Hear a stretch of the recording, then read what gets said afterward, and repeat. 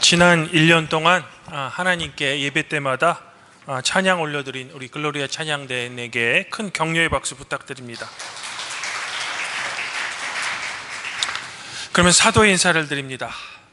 하나님 우리 아버지와 주 예수 그리스도로부터 오는 은혜와 평강이 오늘 주일 공동 예배 참석하신 우리 모든 교회에게 함께 있기를 바랍니다.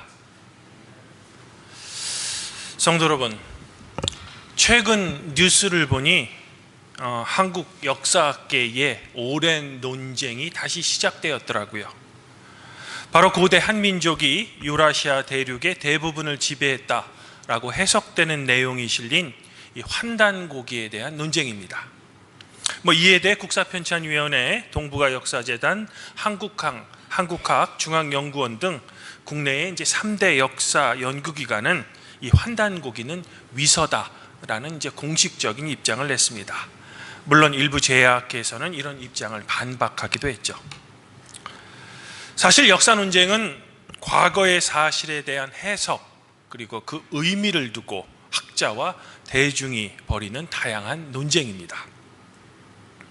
보통 우리가 역사를 이해하고 해석하는데 세 가지 필수적인 요소가 있다고 합니다. 첫 번째는 어떤 사건입니다. 두 번째는 그 사건에 대한 사료, 마지막 세 번째로는 그 사료를 바라보고 해석하는 역사가의 관점이죠. 여기서 가장 큰 변수는 바로 역사가의 관점입니다. 관점에 따라서 같은 사료라고 해도 그 해석이 달라질 수 있기 때문입니다. 근대 역사학의 아버지라고 평가받는 독일의 역사학자 랑케는요, 역사란 종교, 정치, 권력에서 벗어나 있었던 그대로의 사실을 기술하는 것이 역사다라고 말했습니다. 하지만 최근에는 이 당연해 보이는 있었던 그대로의 사실을 정말로 인간이 객관적으로 기록하는 것이 과연 가능한가라는 근본적인 의문이 제기되었죠. 왜냐하면 제가 앞서 말씀드린 대로 역사를 기록하는 역사가의 관점에 따라 같은 사건이라도 충분히 서로 다르게 기술될 수 있기 때문입니다. 이런 이유로 현대에는 유명한 역사가인 이에치 카의 말대로 역사란 그저 과거와 현재와의 대화라는 관점을 취할 수밖에 없는 것 같습니다. 이런 배경으로 최근에는 이 과학적 검증의 대상으로서 하나님의 말씀인 이 성경의 역사성에 대한 논란도 있었습니다. 쉽게 말하면 성경에서 과연 역사의 요소를 찾을 수 있을까에 대한 논쟁이죠. 특별히 최근 이스라엘의 고고학으로 발견으로 인해 구약시대의 역사성에 대해 학계에 많은 도전을 받았습니다. 그리고 이런 도전에 대해 일부 교계에서 반발도 있었죠. 그러나 제 생각에는 저는 역사학자는 아니지만 이런 학계의 도전에 대해 우리 교회가 너무 방어적일 필요는 없는 것 같습니다. 왜냐하면 성경은 세속사에서 논하는 역사, 즉 순수한 역사 자체를 기록하는 책이 아니라 역사라는 장르를 통해서 창조주 하나님과 피조물인 우리 인간의 관계에 초점을 맞춘 우리 그리스도교의 경전이기 때문입니다. 즉 성경은 우리 인간의 역사 안에 하나님의 뜻이 반영되어 있다라는 신앙 고백적 관점과 신학적 관점이 더 중요한 그리스도교의 경전이라는 겁니다. 그래서 저는 오늘 우리가 이해할 수 없는 슬픈 유아 살해 사건이 기록된 마태복음 2장 13절부터 23절까지의 말씀을 신앙 고백적 차원에서 성도 여러분들과 함께 찾아보고자 하는 겁니다. 사랑하는 성도 여러분, 헤롯 왕은 유다 사람이 아닙니다. 이두메아 출신입니다. 하지만 헤롯은 당시 이스라엘을 지배하던 로마와의 정치 관계에서 운 좋게도 유다를 다스릴 수 있는 권한을 로마 황제로부터 승인받았던 겁니다. 그러므로 다윗 혈통에서만 유다를 다스릴 수 있는 왕의 정통성이 부여되는 이스라엘의 입장에서 헤롯은 왕의 정통성이 매우 부족한 인물이죠. 그런데 이런 헤롯이 동방박사로부터 유대인의 새로운 왕이 나셨다라는 소식을 전해들은 겁니다. 당연히 불안해지죠. 왜냐하면 고대 국가의 왕일수록 이 왕의 정통성이 매우 중요한데, 제가 앞서 말씀드린 대로 헤롯은 유다 왕으로서의 정통성이 매우 약했던 사람이기 때문이죠. 즉 헤롯은 유다 왕으로서 불안감이 내재되었던 인물이라는 겁니다. 더욱이 동방박사들이 원래 약속한 대로 헤롯을 다시 찾아오지 않고 고국으로 돌아가자 헤롯은 이에 대해 매우 분개합니다. 헤롯은 불안해서 도저히 가만히 있을 수 없었죠. 이른바 자기의 왕권을 위협할 미래의 싹을 반드시 없애야만 했습니다. 그래야 두 다리 뻗고 잘 수 있었죠. 하긴 헤롯은 이미 과거에 한 차례 자기의 왕권을 지키기 위해 심지어 아내 그리고 두 아들까지 죽인 잔인무도한 사람이었습니다. 해서 헤롯은 동방박사들이 가르쳐준 베들레헴과 그 모든 지역 안에 있는 남자아이 중 2살 아래 아기들은 모두 죽이라 라는 잔혹한 명령을 내립니다. 바로 과거의 이스라엘 역사에서 예레미야 선지자에 의해 이미 예언된 일이 유다에서 벌어진 겁니다. 물론 아기 예수님은 이미 하나님의 사자의 도움으로 이집트로 피한 뒤였습니다. 이에 성경은 선지자를 통하여 말씀하신 바를 성취했다라고 기록하고 있는 겁니다. 결론적으로 헤롯이 자기의 왕위를 지키고자 실행했던 인간적인 방법은 실패로 돌아갔습니다. 즉 인간적인 노력이 하나님께서 이미 세우신 계획에 의해 철저하게 실패로 끝났다는 겁니다. 이제 어느덧 시간이 흘러 헤롯이 죽자 하나님의 사자가 요셉에게 다시 나타납니다. 그리고 이스라엘 땅으로 돌아가라고 하죠. 하지만 아기 예수님을 죽이려고 했던 헤롯이 죽었을지언정 그의 아들 아켈라오가 여전히 유다를 다스리는 것을 알았던 요셉은 유다로 돌아가기를 두려워합니다. 이는 아버지로서 당연한 마음이죠. 해서 요셉은 유다 대신 갈릴리로 여행의 목적지를 바꿉니다. 그런데 이것을 성경을 선지자로 하신 말씀을 이루려 함이라 라고 기록하고 있는 겁니다. 바로 요셉의 이 행동도 이미 하나님께서 예정하셨던 그런 행동이라는 겁니다. 성도 여러분, 어떻게 보면 평화의 왕으로 오신 예수님으로 인해 오히려 유아 살해라는 이런 잔인한 사건이 우리는 잘 이해가 되지 않고 또한 오늘 말씀이 잘 해석되지도 않습니다. 그러면 오늘 말씀이 우리에게 가르쳐 주고자 하는 교훈은 무엇일까요? 또한 2025년을 보내며 새로운 해인 2026년을 맞이하는 이 시기에 우리에게 주는 하나님의 은혜는 또한 무엇일까요?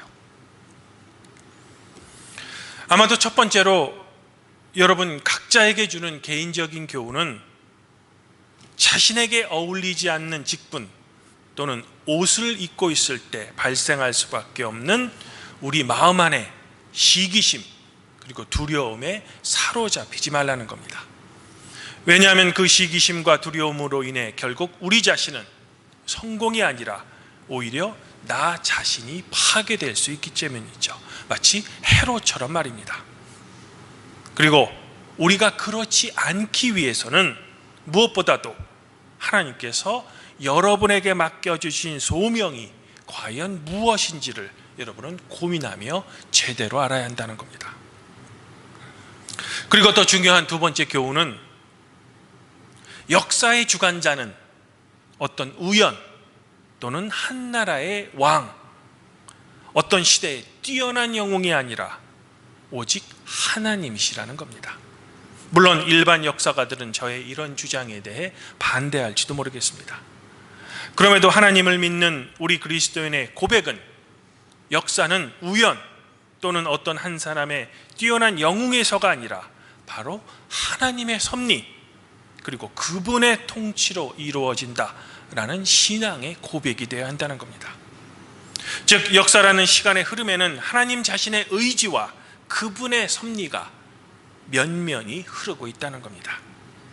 그리고 안타깝게도 그 흐름에는 때로는 아무 죄도 없는 유아 사례 같은 슬픈 일도 우리 역사에는 일어날 수 있다는 겁니다. 비록 우리가 이 슬픈 역사 속에 진정한 하나님의 의미를 깨닫지 못하더라도 말입니다. 그러나 여기서 우리가 한 가지 주의해야 될 점이 있죠. 그것은 우리가 어떻게 하든 모든 것은 하나님께서 이미 다 결정하시고 하나님이 하시는 일이니 우리는 그저 넋놓고 모든 것은 결정되었다라는 운명론자 또는 결정론자처럼 살자는 그런 뜻은 아닙니다. 우리는 한 명의 온전한 그리스도인으로서 하나님께서 여러분에게 선물로 주신 지성과 이성으로 이 시대를 살아내야만 합니다. 바로 빛과 소금의 역할을 감당해내야 한다는 거죠. 하지만 이 치열한 우리의 삶 가운데서도 우리가 잊지 말아야 할 것은 인간의 역사를 실제로 움직이는 주관자는 바로 하나님이시라는 진리라는 겁니다. 이런 면에서 우리는 세상을 세상적 그리고 물질적 관점이 아닌 하나님 나라를 소망하는 그런 관점으로 이 세상을 바라보고 살아야 한다는 겁니다. 더불어 하나님을 무조건 내 편이라고 생각하는 것이 아니라 반대로 과연 나 그리고 우리 교회는 하나님 편에 올바르게 서 있는가를 치열하게 묵상해야 한다는 겁니다. 그럼에도 우리가 소망을 가질 수 있었던 이유는 하나님께서 이 역사 가운데 아기 예수님을 헤롯의 무자비한 폭력에서 구원해 주신 것처럼 당신의 사랑하는 자녀인 여러분 또한 예수 그리스도의 십자가 사건으로 구원해 주신다는 겁니다. 즉 역사의 주관자이신 하나님의 역사는 곧 우리 인간 구원의 역사라는 겁니다. 그리고 이런 구원의 역사가 기록된 책이 바로 그리스도교의 경전인 성경이라는 겁니다. 주님 안에서 한 형제자매인 팔복교회 성도 여러분, 이제 우리에게 2026년이라는 새로운 시간이 성큼 다가오고 있습니다. 이런 중요한 시기에 우리는 하나님께서 여러분 자신과 우리 교회에게 주신 소명이 과연 무엇인지를 고민해야 될 때입니다. 안타깝게도 유한한 우리 인간은 우리의 시간 속에 일어나는 모든 사건들을 우리의 이성과 지성으로는 다 이해할 수 없습니다. 그래서 우리는 우리의 삶에 대한 다양한 사건 때문에 기뻐하기도 하고요, 슬퍼하기도 하고 때로는 억울해하기도 합니다. 해서 시편의 다윗처럼 하나님께 호소하기도 하고 하나님께 심지어는 울부짖기도 합니다. 그리고 세상의 많은 일에 대해 하나님께서는 침묵하는 것처럼 느껴질 때도 솔직히 많습니다. 그럼에도 오늘 시편 기자는 우리 그리스도인이 과연 이 험난한 세상을 어떻게 살아가야 하는지 그 기본적인 원리에 대해서만큼은 우리에게 이렇게 가르쳐 줍니다. 여호와를 경외함이 지혜의 근본입니다.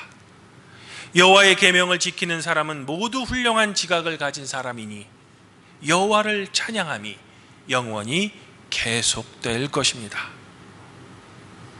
우리가 결코 우리의 모든 것을 다 이해하지 못하더라도 역사의 주관자는 바로 하나님이심을 고백하며 그 여호와를 경외하는 마음으로 힘든 이 세상을 살아내십시오 라는 시인의 권면이라는 겁니다.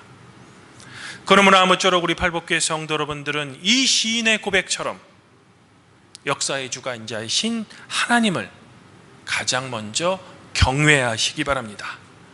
우리가 우리 주변에 일어나는 삶의 아픔들과 고통을 다 이해하지 못하더라도 말입니다. 바로 루터가 말한 하나님을 두려워하시고 하나님을 사랑하시길 바랍니다. 그리고 오히려 내 뜻이 아닌 하나님 뜻대로 다가오는 2026년 한 해를 살아내시기를 지금 결단하시기를 저는 더불어 소망해 보고 싶습니다.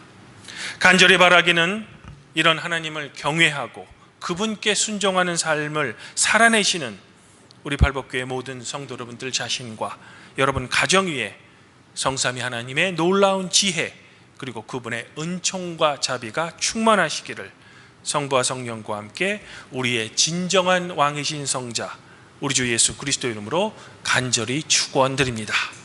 그리하면 모든 지각에 뛰어나신 하나님의 평강이 그리스도 예수 안에서 성도 여러분들의 마음과 생각을 지켜주실 것입니다.